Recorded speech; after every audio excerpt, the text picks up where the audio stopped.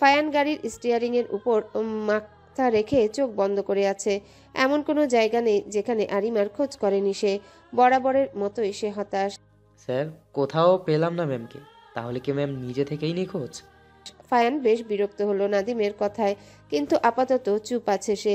কিছু ভাবছে ফায়ান। ও শিট। বলে ফায়ান একটা ঘুষি দিল সিটে।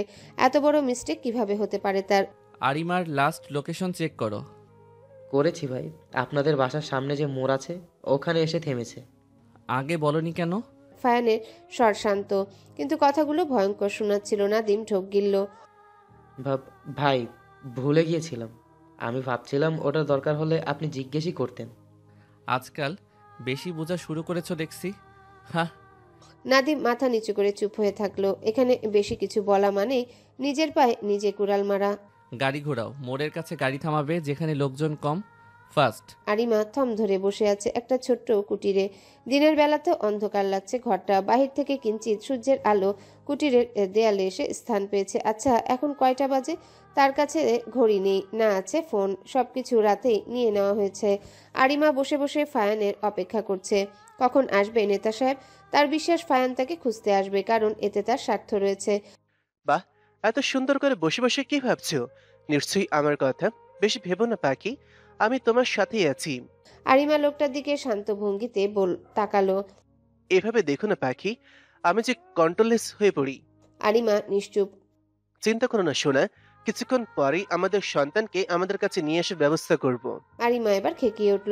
খবরদার, আমার ছেলের দিকে তুমি তোমার নোংরা হাত বাড়াবে না। আর হামা আমার ছেলে, আমিই তার বাবা, আমিই তার মা। তোমার মতো অসভ্য নর্দমার কি কখনো কারো বাবা হওয়ার যোগ্যতা রাখে না রাজ। ইস, জান পাখি, তোমার মুখে আমার নামটা এতটা সুইট শোনায় কিভাবে বলো তো? আরেকবার ডাকো সোনা। চুপ করো তুমি। আমাকে এখানে আনার উদ্দেশ্য কি? সেটা কখনোই পূরণ হবে না তোমার। নেতা সাহেব এসে নিয়ে যাবেই আমায়, অপেক্ষা করো। না গো, কিভাবে উদ্দেশ্য পূরণ করতে হয় তা আজ রাজ ভালোভাবেই জানে। সোজা আঙ্গুলে ঘি না উঠলেই রাজ আঙ্গুল বাঁকাতে জানে, তা খুব জঘন্যভাবে। বলে রাজ কিটকিট করে হাসতে লাগলো। আরিমার শরীর রাগে থরথর করে কাঁপছে, তার গা গুলিয়ে আসছে। আরিমার ভাবতেও ঘৃণা লাগে। একসময় সুদর্শন যুবকের হাসি তার বক্ষস্থল আন্দোলিত করত।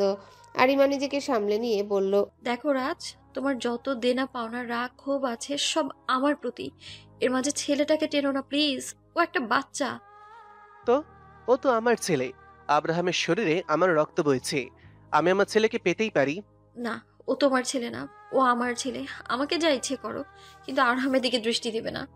আরিমা একটু থেমে বলল, দৃষ্টি দিতেও পারবে না, কারণ জানো, সে এখন নেতা সাহেবের কাছে। আরিমার নির্নিমেষ চাহনি দেখে রাজের রাগ উঠে গেল। সে ফায়ানের কথা শুনতেই চায় না। এগিয়ে গিয়ে আরিমার দুই গাল চেপে ধরল। আরিমা টু শব্দটি করছে না। রাজ থেকে সরারও চেষ্টা করছে না। রাজ দাঁত কিরমির করে বলল, নেতা সাহেব তাই না? তো নেতা সাহেব তোকে কি করেছে? এত ফাইন ভক্তি কিভাবে হলি? টাকার লোভে? সেটা তো তোর নেই। ফাইন তোকে কি এমন দেখিয়েছে যার কারণে তুই সারাদিন ফাইনের নাম জপিস? আরিমার শরীরে রাগে রিরি করে উঠল। রাজের হাত ছাড়ানোর চেষ্টা করতে লাগলো, কিন্তু পারছে না। রাজ আরিমাকে ছেড়ে দিয়ে তার গালে সজোরে একটা থাপ্পড় মারল। আরিমা ছিটকে গিয়ে দেয়ালের সাথে বাড়ি খেলো। আরিমা কপালে চেপে ধরে দাঁড়িয়ে আছে, মাথাটা ভন ভন করে ঘুরছে, কপাল বেয়ে রক্ত গড়িয়ে পড়ছে। রাজ একটু এগিয়ে এসে বলল, অপেক্ষা করো সোনা, একটু কষ্ট সহ্য করো। একটু পরে আমাদের বিয়ে সম্পূর্ণ হবে। আর তোমার মুখে ফাইনের নাম আরেকবার নিলে তোমার মুখ ছিঁড়ে ফেলবো সোনা। আরিমা দাঁত মুখ খিচে রাজের কথা শুনছে। আর একটু সময়ের অপেক্ষা, তারপর রাজের 20 দাঁত ভাঙতে সময় নিবে না সে। স্যার, এখন লোকজন কিছু কম আছে, আপনি মাস্ক পরে নিন। ফায়ান আর নাদিম সকলের অগোচরে বড় মাঠটার দিকে এগিয়ে গেল। লোকজনের সম্মুখে পড়লে বিপাকে পড়তে হবে। নাদিম আর ফায়ান নতুন নির্মাণাধীন বিল্ডিংটার দিকে এগিয়ে গেল। তন্ন তন্ন করে খুঁজেও কিছুর হদিস মিলল না। নাদিম, মাঠের ডান পাশে একটা কুটির আছে না? চলো একবার দেখে আসি। ভাই, ওখানে কি আর থাকবে? ছোট একটা কুটির, পোকাও মারায় না সেদিক। তাই তো আমরা যাব। এই তো আমার পাখি, আম হেয়ার। বেশি পাখি পাখি করো না, উড়ে যেতে টাইম লাগবে না। রাজ হাসল। আমার পাখি, আমার মনের কুঠুরিতে বন্দি করে রাখবো। কাজী সাহেব, ভেতরে আসুন।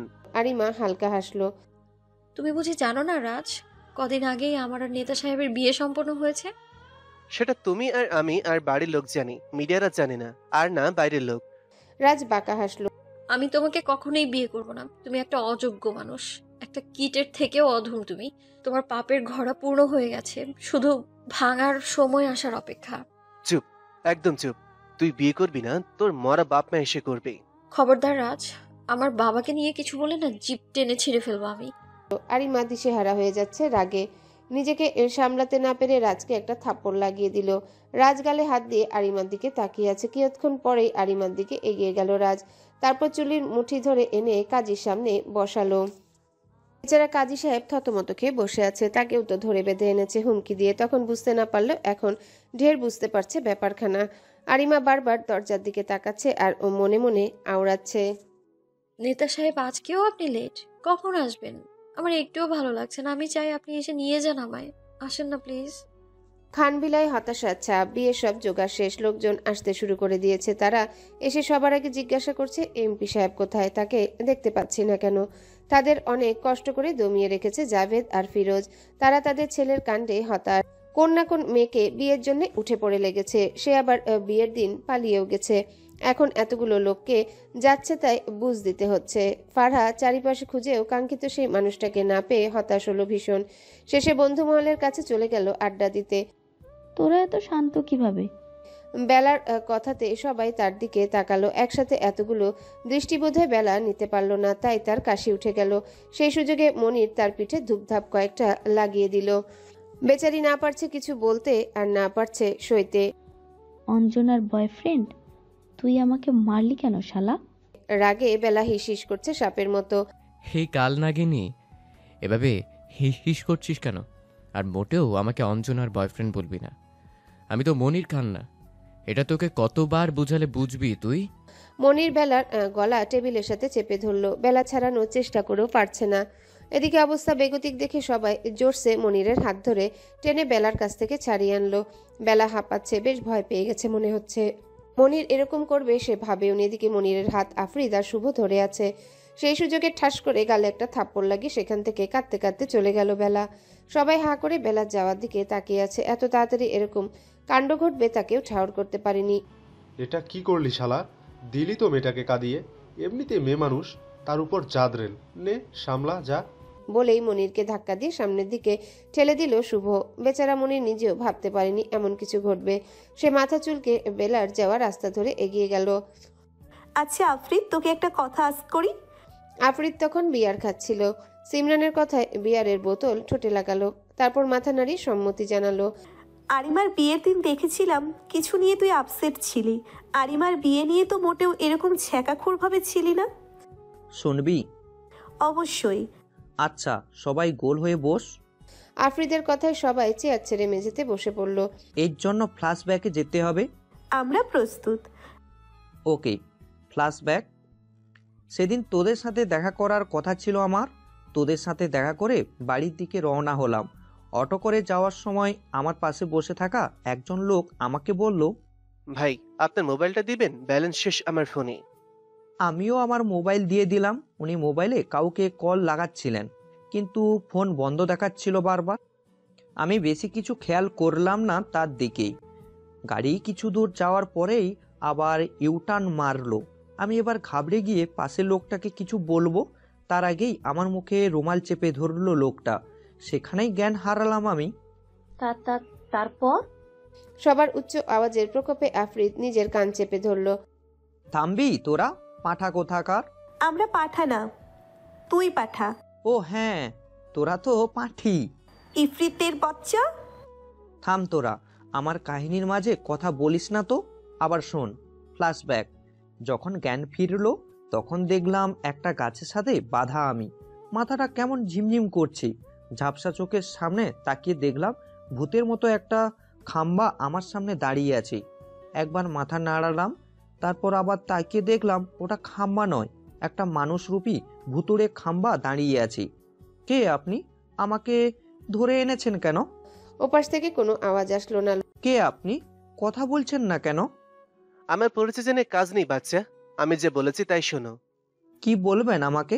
আমি শুনবই বা কেন? কে আপনি? আগে শোনো। শুনলে ছেড়ে দিবেন? লোকটা হাসলো।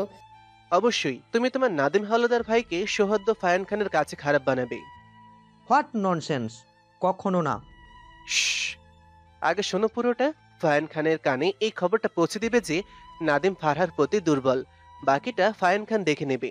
বলেই এই খ্যাক খ্যাক করে হাসতে লাগলো লোকটা। আপনার কথা আমি কেন শুনবো? Who are you? Who I am? বলবো অবশ্যই, কেন বলবো না। শোনো বাচ্চা, তুমি আমার কথা অনুযায়ী কাজ করো, না করলে। লোকটা পকেট থেকে ফোন বের করলো, তারপর একটা ভিডিও প্লে করলো যেখানে দেখা যাচ্ছে ভাইয়া গাড়ি করে বাসায় ফিরছে আর তার পাশের গাড়িতে একজন লোক বন্দুক তাক করে আছে। ভিডিওটা দেখে আমার ভাবনার যেন খই হারালো। ঠিক তখনই লোকটা বলল, দেখো বাচ্চা, তুমি যদি আমার কথা অনুযায়ী চলো তাহলে তোমার ভাই বেঁচে যাবে। ফায়ান অতটাও নির্দয় নয় যে তার বিশ্বস্ত কর্মচারীকে একবার মেরে দেবে। কিন্তু তুমি যদি আমার কথা না শোনো, জানো তো বাচ্চা, আমি প্রচুর নির্দয়। আমি রাজি। প্লিজ আমার ভাইয়ার কোনো ক্ষতি করবেন না, সে ছাড়া আমার কেউ নেই, প্লিজ। বাচ্চা, কাঁদে না। আমার কথা অনুযায়ী চললেই তোমার ভাইয়ের কিচ্ছু হবে না। আমি রাজি। Good boy.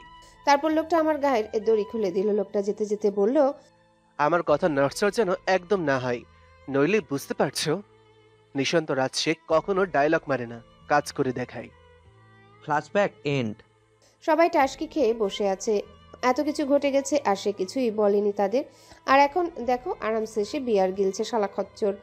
কিন্তু তুই ওই ব্যাটাকে হামলা করিসনি কেন? আমি থাকলে ওখানেই হাফ সেঞ্চুরি করে আসতাম। আফ্রিদ খিকখিক করে হাসতে হাসতে বলল, হ্যাঁ, আমি সেঞ্চুরি করতে যেতাম আর ওই ভুতুড়ে থাম্বা আমাকে 6টা মারতে না দিয়ে আমাকে মেরেই সেঞ্চুরি করে দিত। কেন? ওনার পাশে গার্ড ছিল। সবাই আবারও নেতিয়ে গেল। চট করে সিমরান বলল, তাহলে তুই এত শান্ত কিভাবে? হায়ান স্যার সব জেনে গিয়েছিল, তাই আরিমাকে বিয়ে করে নিয়েছে। কিন্তু এর মাঝে আরিমা এলো কোথা থেকে? আরিমা স্যারের বউ হয়ে গেলে ফারা বাসা থেকে বের হবে না। বিয়ের যানজটে সবাই ব্যস্ত থাকবে, ফারাও গার্ডদের সাথে থাকবে। কিন্তু অন্য উপায়ও তো পাওয়া যেত। আমি কি জানি, স্যারকে বল গিয়ে। সবাই আবারও চুপচাপ। ফারহা ওয়াশরুমে এসে মুখে পানি দিচ্ছে। ট্যাপের পানির সাথে করে চোখের পানিও ঝরছে। নিজেকে কেমন অসহায় লাগছে। নিশান্ত রাজ, আমি আপনাকে যে মন দিয়ে বসেছিলাম। চারিপাশে পিনপতন নীরবতা বিরাজ করছে। কাজী বহু সময় যাবৎ কাগজ কলম নিয়ে বসে আছে। এদিকে কনে রাজি হচ্ছে না। বিপদ এসে ঘাড় চেপে ধরেছে তার। এখান থেকে কেটে পড়তে পারলেই বাঁচা যায়। সাইন করবে না? কখনো না। আমার স্বামী থাকতে তোমাকে আমি কখনোই বিয়ে করব না। তোর স্বামী? আরেকবার এই কথা বলে দেখ।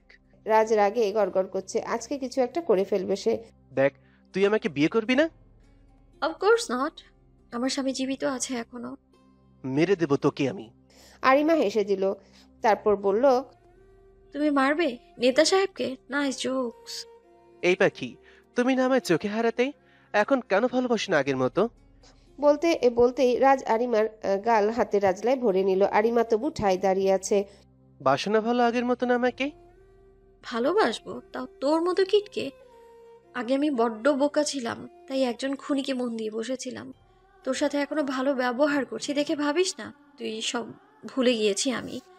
এবার রাজ তার গাল চেপে ধরল। তুই আমাকে কি করবি? পুচকি মেয়ে একটা। তোর দুর্বলতা আমি জানি না ভেবেছিস? খতম করে দিব, যেভাবে খতম করেছিলাম রামিসাকে। আরিমার চোখ দুটো মুহূর্তেই জ্বলে উঠল।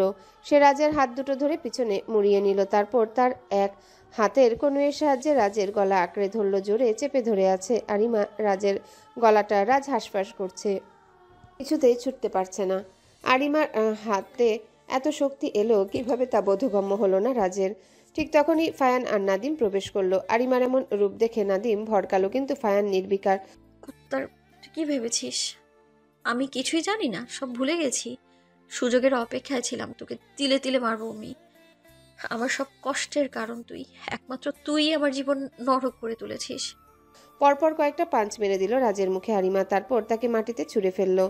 আমার এত কিছুর পেছনে দায়ী তোরাই না আমাকে ট্রেনিং করিয়েছিলিস? ভুলে গেছিস সব? তোরাই আমার জীবন নরক করেছিস। কি ভেবেছিস আমি জানি না? তোকে ভালোবাসাটা আমার জীবনের প্রথম ভুল ছিল, দ্বিতীয় ভুল হলো তোকে বাঁচিয়ে রাখা। আরিমা রাজের চুল টেনে ধরলো। এদিকে কয়েকটা ঘুষি খেয়ে রাজের অবস্থা বেহাল। সে আরিমাকে ধাক্কা দিয়ে পালাতে গেলে ফায়ান বলে উঠল, পালাতে চেষ্টা করো না, লাভ হবে না। নাদিম এগিয়ে এসে রাজকে ধরে বাহিরে নিয়ে এলো। সেখানে আগে থেকে পুলিশ দাঁড়ানো ছিল। নাদিম রাজকে দিয়ে এসে ফায়ানের পাশে দাঁড়ালো। আরিমার কথা নাদিমের মাথার উপর দিয়ে গেছে সব। একটা ব্যাপার সে বুঝতে পেরেছে, একসময় আরিমা রাজকে ভালোবাসতো। তা বউ, আপনার কাজ শেষ হলে যেতে পারি? আমার বাচ্চাটা অপেক্ষায় আছে আপনার। আরিমা চোখ তুলে ফায়ানের দিকে তাকালো। সেই অবস্থায় বিয়ে করবে কিভাবে? চিন্তা করো না বউ, ইতিহাসে এই প্রথম কোনো মেয়ে হুডি পরে কপালে রক্তে শুকিয়ে যাওয়া অবস্থায় বিয়ের পিড়িতে বসবে। বলে ফায়ান আরিমাকে কোলে তুলে হাঁটা লাগালো। সমস্যা কি আপনার? যখন তখন কোলে উঠিয়ে কেন নেন লুচ্চা নেতা সাহেব? চুপ করবে? আমার সমস্যা হচ্ছে, কোল থেকে ফেলে দিব একদম।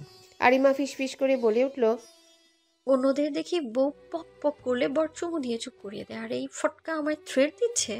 আরিমার কথা শেষ হতেই ফায়ান মুখ বাঁকিয়ে হাসলো। তার বউয়ের তর্স হয়েছে না। এদিকে নাদিম মুচকি মুচকি হাসছে তাদের কাণ্ড দেখে। তারপর একটা স্বস্তির শ্বাস ফেললো সে। যাক, আপাতত পরিবেশ ঠান্ডা। ফিরোজ খান গাল ফুলিয়ে গেটের সামনে এসে দাঁড়িয়ে আছে। আপাতত মেহমান সবাই ভিতরে, তাই এখানে কেউ এসে তাকে ডিস্টার্ব করবে না। ছেলের কাণ্ডে এসে আসলেই হতাশ। ছেলে হয়ে বাপকে এমন কথা কেউ বলে নাকি? একে না দেখলে বোধহয় তার জানাই হতো না। কিছুক্ষণ আগে ফায়ান ফিরে এসেছে সাথে আরিমাকে নিয়ে। আরিমার পরিধানে একটা সিম্পল শাড়ি আর মাথায় হিজাব লাগানো, মুখে মাস্ক দিয়ে ঢেকে রেখেছে। হবু পুত্রবধূর এহেন রূপ দেখে ফিরোজ খান আবার হতাশ হয়ে গেলেন। বিয়েতে অন্তত কেউ একটু সাজে। এই মেয়ে তো আরও নিরামিষ। দুই নিরামিষ মিলে সংসার করবে কিভাবে? নাতি নাতির মুখ আদৌ দেখা হবে? তারপর মনকে এই বলে বুঝ দিলেন, পালিয়ে যাওয়া মেয়ে তো আর বিয়ের জন্য রাজি না যে সাজুগুজু করে বিয়ের পিড়িতে বসবে। কিন্তু মেয়েটা পালালো কেন? তার ছেলে লাখে একটা, চেহারা, ব্যবহার, সুনাম, টাকা পয়সা কোনো দিক থেকে কমতি নেই তার ছেলের। এই মেয়েটা কি অন্য কাউকে ভালোবাসে? নাহলে পালাবে কেন? এসব ভাবতে গিয়ে ফিরোজ খান আবারও হতাশ হচ্ছেন। পরক্ষণে একটা কথা মনে পড়তেই ওনার রাগ উঠে গেল। এই নাকি আমার ছেলে, বাপকে কি নাকি বলে বসে সবার সামনে, লজ্জায় ফেলে। কি রে, তোকে লজ্জা দিল আবার? ফিরোজ খান তাকিয়ে দেখে তার ছোটবেলার বন্ধু রাশেদ। এত দেরি করলি কেন? আর একটু পরে আসলে তো খাবার দাবার শেষ হয়ে শুধু প্লেট নিয়ে যেতে হতো। সমস্যা কি? প্লেট বিক্রি করে না হয় বিরিয়ানি খেতাম, তাও তো বলতে পারতাম সৌহার্দ্য ফায়ান খানের প্লেট বিক্রি করে বিরিয়ানি খেয়েছি। ফিরোজ খান হেসে দিলেন। দুজনেই হাসতে লাগলো। কতদিন পর তাদের দেখা। ব্যবসার জন্য ফিরোজ খান বেশিরভাগ সময় দেশের বাইরেই থাকেন। এর সাথে ভাই জাবেদ খান থাকে। তারা আর সময় কোথায় পায় বন্ধুদের সাথে আড্ডা দেওয়ার? এবার বল, কে তোকে লজ্জা দেয় পাবলিক প্লেসে সৌহার্দ্য ফায়ান খানের বাপকে লজ্জায় ফেলে? কে সেই ছাগল? সে কি জানে না এমপি জানলে তাকে কি করতে পারে? আরে বলো থাম, এত ঢং করার কারণ নেই। আমার নিমক হারাম ছেলে আমাকে লজ্জা দেয়। রাশেদ থতমত খেয়ে গেল। ফায়ান আবার তোকে কিসের লজ্জা দিবে? শোন তবে। ফায়ান গাড়ি থেকে নামার পর ফিরোজ খান তার দিকে এগিয়ে যায়। এদিকে বর বউ একসাথে এসেছে দেখে সবাই অবাক হয়ে তাদের দেখতে ছুটে আসে। ফিরোজ গিয়ে ছেলেকে বলে, বাবা ফায়ান, এসব কি? কিসব কি? তুমি কি পাঞ্জাবি পরে বিয়ে করবে? না মানে একটা শেরওয়ানি পরলে ভালো হতো না? কেন শেরওয়ানি পরবো কেন? আমার শেরওয়ানি ভালো লাগে না।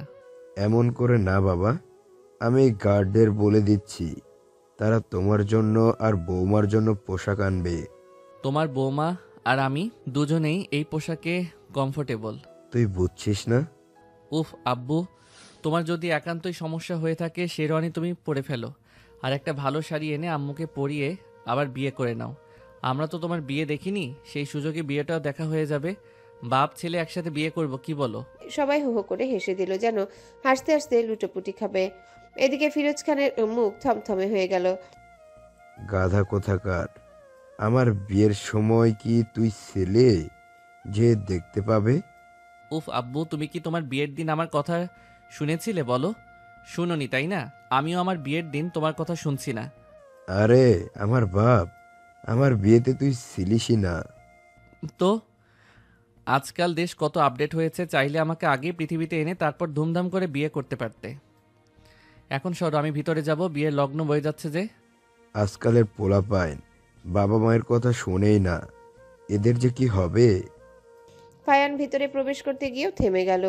মনে নেই আব্বু, তোমাকে বিয়ে করানোর জন্য দাদু তোমার পিছনে লাঠি নিয়ে কত ঘুরেছে, পিঠেও তো কয়েক ঘা পড়েছিল। তুমিও তোমার বাপের অবাধ্য সন্তান ছিলে। সেই তুলনায় আমি তোমার থেকে ফার্স্ট। এই যে আমাকে বলতে হলো না একজনকেই দুবার বিয়ে করে নিচ্ছি। ফিরোজ খান টাসকি খেলো। ফায়ান কিভাবে জানলো তার বাবা বিয়ে করানোর জন্য তাকে লাঠিপেটা করেছে? আজকাল ছেলে তার উপরও রিসার্চ করে নাকি? রাশেদ হাসছে, হাসতে হাসতে ফিরোজ খানের উপর ঢলে পড়ছে। বাবা ছেলের কাণ্ডে সে বিমোহিত যেন। হইছে, দাঁত দেখানো বন্ধ কর, দুর্গন্ধ আসছে। সাথে সাথে রাশেদ হাসি বন্ধ করে দিল। ফিরোজ এখন ক্ষেপে আছে, কিন্তু হাসি থামার নাম নেই তার। অপারগ হয়ে মুখ টিপে হাসছে সে। চল, বিয়ে মনে হয় শেষ হতে চললো। আমার তো কোনো মূল্যই নেই। তাড়াতাড়ি চল, নাহলে তুই খাবারটাও খেতে পারবি না। বিয়ে পড়ানো শেষ। আরিমা আর ফায়ান পাশাপাশি বসে আছে। আরিমার কোলে আরহাম চুপটি করে বসে আছে। একদিন মাম্মাকে কাছে না পেয়ে ছেলেটা কেমন নেতিয়ে গেছে। আরিমার বেশ মায়া হলো তার ছেলের প্রতি। মাথায় একটা চুমু খেলো আরহামের। ফায়ান একবার আরিমার দিকে তাকালো, আরেকবার আরহামের দিকে। তারপর হালকা হেসে আবারও ফোনে মনোযোগ দিল। বিয়ে বাড়িতে কেউ বাচ্চাটার সম্পর্কে কথা তুলছে না। তারা ভাবছে কনের রিলেটিভের বাচ্চা হবে হয়তো। কতই তো বিয়ে দেখেছে তারা, নতুন বউয়ের কোলে বাচ্চারা বসে থাকে, যেন এটাই তাদের একমাত্র গুরুত্বপূর্ণ কাজ। কিন্তু কনের বাড়ির কেউ নেই, এটা তাদের ভাবার বিষয় নেই। সৌহার্দ্য ফায়াত খান নিশ্চয়ই অযোগ্য কাউকে জীবন সঙ্গী হিসেবে বেছে নিবে না। ফারা ফায়ানের কাছে এসে দাঁড়ালো। কারো উপস্থিতি পেয়ে ফায়ান মাথা তুলে তাকিয়ে দেখলো ফারা তার দিকে তাকিয়ে আছে। এক পলক তার দিকে তাকিয়ে আবারও ফোনে মনোযোগ দিল ফায়ান। কিছু বলবি? তেমন কিছু না, আরুকে ঘরে দিয়ে আসি ভাইয়া, রাত অনেক হলো। আরহামকে সাথে নিয়ে যা, নয়তো বাসরে ডিস্টার্বনেস তৈরি করবে। আরিমার কাশি উঠে গেল, যেন সে শুকনো মাটিতে আছাড় খেলো। ফারহা ড্যাব ড্যাব করে ভাইয়ের দিকে তাকিয়ে আছে। মাগো, তার ভাই এরকম ঠোঁটকাটা স্বভাবের কবে হলো? ফারহা এক ভ্রু উঁচু করে আরিমার পানে দৃষ্টি দিল। ফারহার দৃষ্টি দেখে আরিমা মিনমিন করে বলল, আমার দিকে দেখছিস কেন? আমি কি করেছি? তাই তো ফারু, ভাবির দিকে কে ওভাবে তাকায়? আমার বউকে সম্মান দিবি। আরিমা যেন ভিমড়ি খেলো, এই লোকটা কি শুরু করেছে। ফারহা বেশ বুঝতে পারছে ভাই আরিমাকে জ্বালাচ্ছে। সে তাদের মাঝে থাকতে চায় না, তাই আরহামকে জোরপূর্বক আরিমার থেকে নিয়ে এলো। আরহাম ঘুমে কাদা। ফারহা যেতেই আরিমা খেকিয়ে উঠল। আপনার লজ্জা শরম বলতে কিছুই নেই, বেশরম পুরুষ। ফায়ান ফোন থেকে দৃষ্টি সরিয়ে আরিমার দিকে তাকালো, তারপর মুখ বাঁকিয়ে বলল, কেন? আমি কি প্যান্ট খুলে ঘুরছি যে আমার লজ্জা থাকবে না? আমি তো বস্ত্র সহ বসে আছি, বস্ত্রহীন তো নই আমি। এই তোমার মতলব কি? আরিমা এবার চোখ বড় বড় করে তাকালো ফায়ানের দিকে। আমার মতলব মানে? তুমি কি ইনডাইরেক্টলি আমাকে বস্ত্রহীন অবস্থায় দেখতে চাইছো? বলেই ফায়ান সন্দিহান চোখে তাকালো আরিমার দিকে। আরিমা হাঁ করে ফায়ানের দিকে তাকালো। তার নেতা সাহেব কি দিন দিন লাজ লজ্জা খোয়াচ্ছে? ছি ছি, ভয়ঙ্কর কাণ্ড। ফায়ান আরিমার দিকে ধ্যান দিল না। মেয়েটা এবার কিছুক্ষণ ভাবুক তাকে নিয়ে। বউয়ের ভাবনায় থাকাটাও একটা যোগ্যতা, ভাগ্য লাগে। তার উপর বউ সুন্দরী হলে তো কথাই নেই। এই যে আমার হতাশ বাবা, এভাবে ঘুরঘুর করছো কেন? কে হতাশ? আমাকে তোর হতাশ মনে হয়? না, তুমি তো সারাদিন কথায় কথায় হতাশ হয়ে পড়ো, তাই এই নাম তোমার জন্যই পারফেক্ট। হারামজাদা, বিয়েটা খালি শেষ হোক। চুল খুলে দাও, বেনি ভেঙে দাও বন্ধু আমার, ভাঙা মনে শত্রুতা ভরে দাও আবার। উদ্ভট তুমি আর তোমার সব কবিতা। হঠাৎ রুমে ফায়ানের উপস্থিতি পেয়ে ভরকালো আরিমা। মাত্রই তো রুমে আসলো, এখনই ফায়ান হাজির। আমার রুম আমি আসবো না? আরিমা তবদা খেয়ে গেল। আপনি বুঝলেন কিভাবে? আমি যেভাবে চোখ দুটো রসগোল্লার মতো বানিয়ে রেখেছো তাতেই বুঝে গেছি। ও যাকগে, তোমার কবিতাটা সুন্দর ছিল, কিন্তু কবিতায় সামান্য ভুল আছে। আরিমা ভ্রু কুচকে তাকালো। তার কবিতায় কি ভুল আছে? ফায়ান এক পা করে আরিমার দিকে এগিয়ে গেল। তারপর তাকে পেছন দিকে ঘুরিয়ে ক্লিপ দিয়ে আটকানো চুলগুলো ছেড়ে দিল। ব্যালকনির গ্রিলের সাথে আরিমাকে হালকা চেপে ধরে কানের কাছে মুখ নিয়ে ফিসফিস করে বলল, চুল খুলে দাও, বেনি ভেঙে দাও বন্ধু আমার, ভাঙা মনে ভালোবাসা ভরে দাও আবার। আরিমা ঈষৎ কেঁপে উঠল। বুঝতে পেরে ফায়ান বাঁকা হাসলো। আরিমার চুলে মুখ ডুবিয়ে হালকা ঘ্রাণ নিল ফায়ান, তারপর ভ্রু কুচকালো সে। তুমি কি শ্যাম্পু ইউজ করো? এই অবস্থায় এরকম কথা আরিমা মোটেও আশা করেনি। মনে মনে আনরোমান্টিক উপাধি দিয়ে দিল তার নেতা সাহেবকে। চলো নামাজ পড়বে। আরিমা সাই জানালো। দুজনায় অজু করে এসে নামাজ আদায় করে নিল। জায়নামাজ উঠিয়ে রেখে আরিমা বলল, আমি কোথায় ঘুমাবো নেতা সাহেব? ফায়ান ঠাস করে আরিমার দিকে তাকালো। আরিমা দৃষ্টি নিচু করে নিল। এভাবে কেউ তাকায়? ওর বক্ষস্থল যে ধুকপুক করে উনি বুঝি তা জানেন না। বউ তুমি কোথায় ঘুমাবে মানে? আমার বুকে ঘুমাবে। আরিমা আজ অবাকের ঠেলায় জ্ঞান হারাবে। কি? কখনো না। আশ্চর্য, বউ আমার, বিছানা আমার, ঘর আমার। একবার না, দুইবার বিয়ে করা বউকে যদি নিজের বুকে না নিয়ে ঘুমাই, পুরুষ সমাজ আমাকে মেনে নিবে না বউ। বলেই আরিমাকে একটানে তার বুকে ফেলে দিল। আরিমার মাথা হ্যাং হয়ে গেছে। নেতা সাহেবকে নিশ্চিত ভূতে পেয়েছে। এরকম উদ্ভট আচরণ হঠাৎ। আচ্ছা, আমি যা জানি নেতা সাহেব তা জেনে যায়নি তো? আরিমা মুখ তুলে ফায়ানের দিকে তাকালো। ঠিক তখনই ফায়ান আরিমার কপালে কিস করে দিল। আরিমা ফায়ানের বুকে মুখ লুকালো। তার কেমন শান্তি শান্তি ঠেকছে। তার কারণ কি হতে পারে? ফায়ানের বুকে সে, এই তার কারণ। তুমি আমার বউ, আমার পবিত্র ফুল। চিন্তা নিয়ে নিয়ে শুকিয়ে যেও না। আমার আদর করতে প্রবলেম হতে পারে, পরে দেখা যাবে একটা চুমুর ভারও নিতে পারছো না। আমি তোমার পাশে আছি, তোমার সব যুদ্ধের হাতিয়ার আমি হব বউ। বলেই আরিমাকে আরেকটু আঁকড়ে ধরল ফায়ান। কি গো নতুন বউ, সকাল সকাল এভাবে রাঙা মুখ করে বসে আছো কেন? আমাদের রঙ্গিলা বধূ, কি ব্যাপার? আরিমা চোখ ছোট ছোট করে ফারাকে দেখছে। মেয়েটার মাথায় চলছে কি? কি রে, এইভাবে বলছিস কেন? কিভাবে বলবো সোনা? বই, তোর কি হয়েছে? বাদ দে, আগে বল কাল রাতে কিভাবে কাটালি? মানে? দেখো তার গাল দুটো রসগোল্লা হয়ে আছে। কেন কেন বলো দেখি। ফাজিল, উনি তোর ভাই লাগে, এসব বলতে লজ্জা করে না? ভাইয়ার আগে তুই আমার বান্ধবী, আমার রাইট আছে। তো তুই সহ বাসর ঘরে ঢুকতিস? ফারা এবার কপাল চাপড়ালো। কাকে কি বলছে? দুজনাই নিরামিষ। তা তার বোঝা উচিত ছিল। ভাইয়া কোথায়? তুই একা কেন রুমে? উনি 4টার দিকে একটা কল পেয়ে চলে গেছেন। মানি কই গেছে? আটকালি না কেন? আজ তো বৌভাত। তোর ভাই কোনো বাচ্চা না, যথেষ্ট অ্যাডাল্ট উনি। তার উপর একজন নেতা, ওনার তো কাজ থাকবেই কত ধরনের। কি রে, একদিনে পাকা কিন্নির ভাবছে রাতে ডোজ বেশি পড়ছে? বলে কিটকিট করে হাসতে লাগলো ফারহা। আরে দূর পাগলা, সেসব কিছুই না। আচ্ছা, তুই ভাইয়াকে ভালোবাসিস তাই না? সেই ছোটকাল থেকে। আরিমা হকচকিয়ে গেল। এসব কি বলছে ফারহা? সে কি সব জেনে গেল? মানে এসব কি বলিস? আমি জানি শোনা। কিভাবে? আরিমার হাঁসফাঁস লাগছে। সে এত তাড়াতাড়ি ধরা পড়তে চায়নি। দোস্ত, নেতা সাহেবকে বলিস না প্লিজ। আরিমার চোখ পানিতে টলমল করছে। এই ব্যথা যে কাউকে বোঝানোর নয়। সে ছোটকাল থেকে একজনকে মন দিয়ে বসেছিল, কিন্তু ষোড়শীতে যে বিরাট ভুল করে বসেছিল। এরকম ভুল কিভাবে করেছিল সে? ছি! ফায়ান সব জানলে তাকে কি মেনে নিবে না? আর তাকে হারাতে পারবে না সে। কি রে, কই হারালি? আই লাভ ইউ রে। আই লাভ ইউ টু রে। ফারহা আরিমাকে জড়িয়ে ধরল। তার ভীষণ কান্না পাচ্ছে। আমি ভাবতেও পারিনি তোকে আবার ফিরে পাবো। আমার যে ফিরতেই হতো, অপরাধীদের শাস্তি দিতে হতো না? ভাই, সব শেষ হয়ে গেল, সব শেষ। ফায়ান নিজের টেবিলের উপর বসে আছে। পার্টি অফিস সম্পূর্ণ খালি, শুধু সে আর নাদিম এখানে উপস্থিত। এমত অবস্থায় নাদিমের কথা শুনে বেশ বিরক্ত হলো ফায়ান। এভাবে মহিলাদের মতো কথা বলছো কেন? ভাই, রাজ দেশ ছেড়েছে। প্রাইভেট প্লেনের মাধ্যমে সে রাতারাতি বাংলাদেশ থেকে কেটে পড়েছে। তো চুলোই যাক, তোমার শাস্তি আছে নাদিম। নাদিম ভরকালো, ঘাম ঝরছে তার। সে কোনো ভুল করেনি তো? ভাই, আমার দ্বারা কোনো ভুল হয়েছে? চরম ভুল করেছো তুমি, এই ভুলের মাপ নেই। ভাই, তোমার কি আক্কেল গুরুম হয়েছে?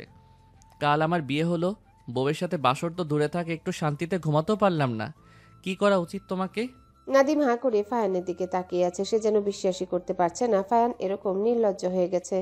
পরক্ষণে নিজের মাথায় চাটি মারল নাদিম। ভাই যদি জানে সে মনে মনে কি বলছে, নির্ঘাত গর্দান যাবে তার।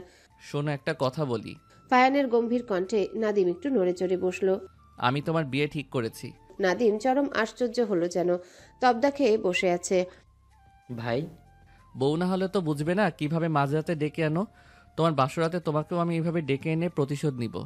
নাদিম ভেবাচাকা খেয়ে গেল, শুকনো ঢোক গিলল। ভাই, পাত্রী কোথায় পেলেন?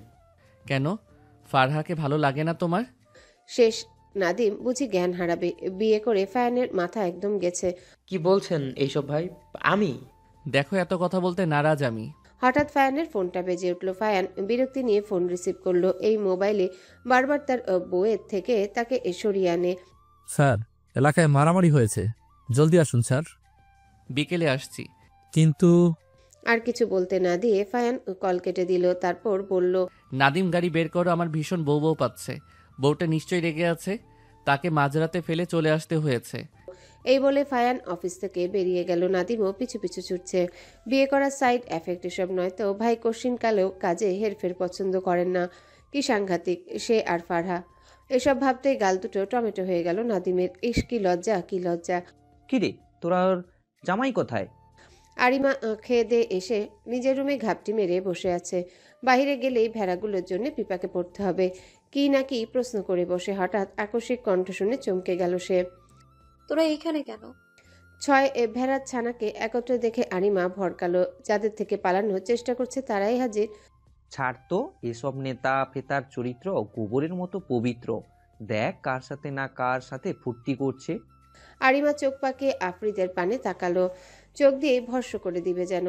দোস্ত মজা করেছি, স্যার দুশ্চরিত্র না আমরা জানি। আরিমা ঠাস করে একটা কিল বসিয়ে দিল আফ্রিদের পিঠে। আফ্রিদ ব্যথায় চোখ মুখ খিচিয়ে বন্ধ করে নিল। সুন্দরী মেয়েদের হাতের জোর বুঝি বেশি? আরেকদিন এইসব ফালতু কথা বলবি তুই তো। সরি দোস্ত, আর বলবো না। মা গো, পিঠ চলে যাচ্ছে যেন। কিরে বেলা, শুনেছিলাম তোরা নাকি ঝগড়া লাগিয়েছিলি? আরিমার কথায় বেলা মিটমিট করে হাসলো। তোর বয়ফ্রেন্ডের কি খবর? কাল রাতে ব্রেকআপ করেছি দোস্ত। আরিমা চোখ কপালে। এই মেয়ে বলে কি জামা কাপড়ের মতো ছেলে বদলায়? তো কাছিস না কেন? আরেকটা পটিয়েছি তাই। বেলার টপাটপ উত্তর শুনে ফারহা ঠাস করে আফ্রিদের উপর পড়ে যেতে নিল। আরিমা তাকে হ্যাচকা টান দিয়ে সোজা দাঁড় করিয়ে দিল। কে সেই হতভাগা? বেলা মুচকি মুচকি হাসছে। বাকিরা তার দিকে তাকিয়ে আছে উৎসুক দৃষ্টিতে। মনির! আরিমা চিৎকারে সবাই কানে হাত দিল। মনির তুই? শেষমেশ অঞ্জনার বয়ফ্রেন্ড? বেলাতে এসে থামলো। দোস্ত, মনির লজ্জায় লাল নীল হয়ে যাচ্ছে। আমার কোনো দোষ নেই, ও জোর করে আমার সাথে রিলেশনশিপে জড়িয়েছে। অসহায় কণ্ঠে বুলি আওড়ালো মনির। কি বললি তুই? এই তোরা থামবি? তোদের কাছে ট্রিট প্রাপ্য আমরা। এখন বল দুলাভাই কোথায়? তাকে দেখছি না যে। এই যে আমার শ্যালক শ্যালিকারা, আমাকে মিস করছো বুঝি? হঠাৎ ফায়ানের আগমনে সবাই ভড়কে গেল। তাড়াতাড়ি রুম থেকে বেরিয়ে গেল সবাই। এখানে থাকা বিপজ্জনক তাদের জন্য। সবার যাওয়ার দিকে তাকিয়ে ফায়ান মুচকি হাসলো, তারপর ঠাস করে দরজা লাগিয়ে দিল। ওপাশে যারা ছিল হঠাৎ শব্দ পেয়ে তারা লাফিয়ে উঠল। দুলাভাই ডেঞ্জারাস। দরজা কেন বন্ধ করলেন? নিশ্চয়ই কিছু খাননি। আসেন আপনাকে খেতে দিই, অনুষ্ঠান শুরুর অনেক দেরি। ফায়ান কিছু বলল না। আরিমার দিকে এগিয়ে তাকে নিজের সাথে মিশিয়ে নিল। তারপর এক হাত আরিমার পিঠে রেখে বলল, আমার না ভীষণ বউ বউ পাচ্ছে, তাই সব কাজ রেখে তোমার কাছে ছুটে এসেছি বউ। আরিমা হতবাক। কাল রাত থেকে ইনার হয়েছে এটা কি? কিরকম নির্লজ্জ মার্কা কথা বলছেন নেতা সাহেব? আপনি দিনকে দিন নির্লজ্জ বেহায়া নেতা হয়ে যাচ্ছেন। ছাড়ুন আমায়। ওদের বের করে দিলেন কেন? কি ভাববে ওরা? আমি তাদের বের করিনি। নতুন দম্পতিকে প্রাইভেসি দিতে হয়, তা তোমার ভেড়ার বাচ্চারা জানলেও তুমি জানো না। আমাকে ছাড়ুন লুচ্চা বেটা। আমি লুচ্চামো করেছি? ফায়ান একভ্রু উঁচু করে আরিমার দিকে তাকালো। না করেননি, ছাড়েন। আরিমা ছুটার চেষ্টা করছে কিন্তু পারছে না। ফায়ান আরিমাকে ছেড়ে দিয়ে এক হাত দিয়ে গাল চেপে ধরলো, তারপর ডান গালে একটা চুমু দিয়ে সরে এলো। আমির ডান গালে এক হাত রেখে হাঁ করে তাকিয়ে আছে ফায়ানের পানে। ফায়ান মুচকি মুচকি হেসে বলল, বউ আরেকটা চুমু দিব? এভাবে তাকিয়ে থেকো না, হলে চুমুর ডোজ বেড়ে যাবে। অসভ্য, চরম অসভ্য আপনি। ফায়ান হাসতে হাসতে ওয়াশরুমে ঢুকে গেল। বাহ, বৌমা তো মাশাআল্লাহ বলেই আরিমার কপালে একটা চুমু খেলো ফায়ানের খালামুনি। খালামণি, তুমি ওকে চুমু না দিয়ে আমাকে দাও। মিসেস রুবিনা ফায়ানের দিকে তাকিয়ে বলল, কেন? তোকে কেন চুমু দিব? বৌমাকে দেব। কি সুন্দর দেখতে মেয়েটা। তোর মতো ছাগল কিভাবে একে পটালো? হ্যাঁ রে, কালো জাদু করিসনি তো আবার? উফ খালামণি, তুমি বোঝো না কেন? তোমার বৌমাকে চুমু খাওয়ার জন্য আমি আছি, কিন্তু আমাকে চুমু খাওয়ার জন্য কেউ নেই। বলেই মুখটা দুঃখী দুঃখী ভাব করে নিল ফায়ান, যেন নিষ্পাপ শিশু সে। এদিকে আরিমা বিষম খেলো। এতক্ষণ সে মুচকি মুচকি হাসছিল। তাদের কাহিনী দেখে এবার ইচ্ছে করছে এক ঘুষিতে বৃন্দাবন পাঠিয়ে দিতে ফায়ানকে। চরম অসভ্য নেতা সাহেব, ভীষণ অসভ্য। হ্যালো বন্ধুরা, পরবর্তী পার্ট খুব তাড়াতাড়ি আসবে, তো সবাই অপেক্ষায় থাকো। আর চ্যানেলটি যারা এখনো সাবস্ক্রাইব করোনি তারা পরবর্তী পার্ট দেখার জন্য চ্যানেলটি সাবস্ক্রাইব করে রেখো। ধন্যবাদ সবাইকে, আমাদের সাথেই থেকো।